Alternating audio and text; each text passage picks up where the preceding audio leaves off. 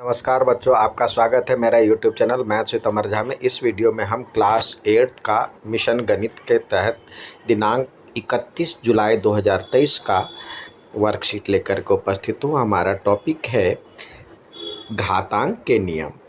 अब हम पिछली वर्कशीट में देखा था, जब a का पावर b लिखा होता है तो ये जो होता है ये होता है आधार, और ये होता है घातांक। तो जब एक ही कह रहा है घातांक के नियम में, जब एक ही आधार वाली यानी आधार एक जैसा हो तो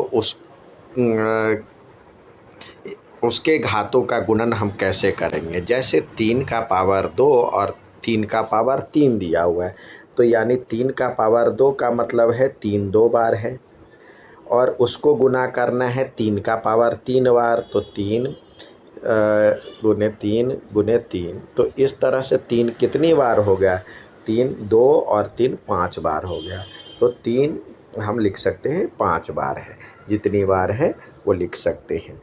तो यानी जब a का पावर हमने ये क्या देखा, 3 का पावर 2 और इधर 3 का पावर 3 था, उसको गुना करना था, तो ये आधार तो एक जैसा है तो ये ऐसे ही रहेगा, और 2 और 3 क्या हो गया, जोड़ करके 5 हो गया।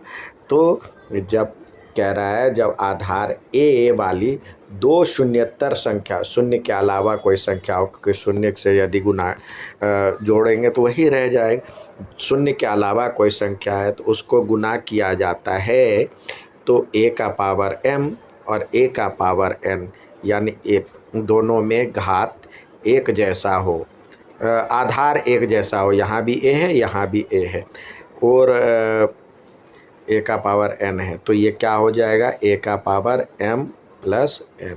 ये पहला एक इसका फॉर्मूला हो गया, जब एक ही आधार वाले घातों का गुणा किया जाता हो तो घात आपस में जुड़ जाता है।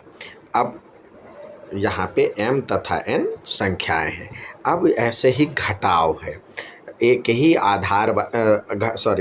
आधार वाले घातों का विभाजन कैसे करेंगे। अब जैसे यहाँ पे 3 का पावर 4 दिया हुआ है, 3 का पावर 2, डिवाइड मतलब क्या हुआ, डिवाइड 3 का पावर 2 है तो आप ये समझते हैं डिवाइड का मतलब भाग होता है, तो 3 4 बार है तो यानी 3 4 बार लिखेंगे, और नीचे 3 2 बार है, तो यहाँ पे 1 3 इससे कट गया, 1 3 इससे कट गया, तो क्या बचा, 3 का पावर 2। तो हम क्या देखते हैं, 3 का पावर 4 था, इसको डिवाइड किया 3 का पावर 2 से, तो क्या हो गया, 3 का पावर 4 में से 2 गया, तो क्या 3 का पावर 2। तो यही नियम बन गया, जब a का पावर m है डिवाइडेड बाय a का पावर n, जब आधार एक जैसा हो तो पावर जो होता है m में से n घट जाएगा, जहाँ m और n दो संख्याएं हैं। अब कहता है यदि किसी भी संख्या x का मान 0 हो, किसी भी संख्या, कोई भी संख्या हो, ये केवल 0 ना हो, 0 के अलावा कोई भी संख्या हो तो उसका मान 1 होता है। चाहे 1 लाख का पावर 0 क्यों ना हो, उसका भी वैल्यू 1 होता है, और m का पावर 0 हो उसका भी पावर 1 होता है, 1 का पावर 0 हो तो उसका भी पावर 1 होता है, x का पावर 0 हो तो उसका भी पावर 1 होता है, यानी कुछ भी हो उसका पावर 0 होगा तो 1 होगा, कोई भी संख्या होगी।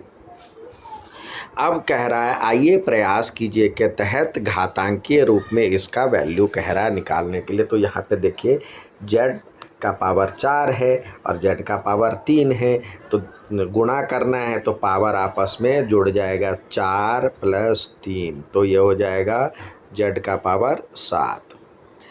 इसी तरह यहाँ पे भाग है तो आधार एक जैसा है, तो 14 और में से ये 7 घट जाएगा, तो ये हो जाएगा आपका 10 का पावर 3।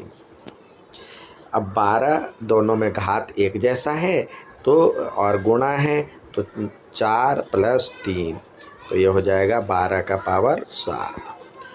पी का पावर 10 है और 10 में से पी का पावर 2 से डिवाइड किया गया है तो 10 में से 2 घट गया तो ये हो गया पी का पावर 8। और ये इसका भी पावर 0 है, इसका भी पावर 0 है, इसका भी पावर 0 है।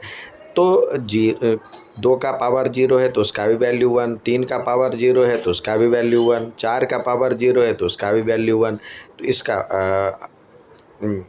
आ गया आंसर 3। उम्मीद है समझ में आया होगा। अच्छा लगे तो लाइक, सब्सक्राइब और शेयर ज़रूर करें। धन्यवाद।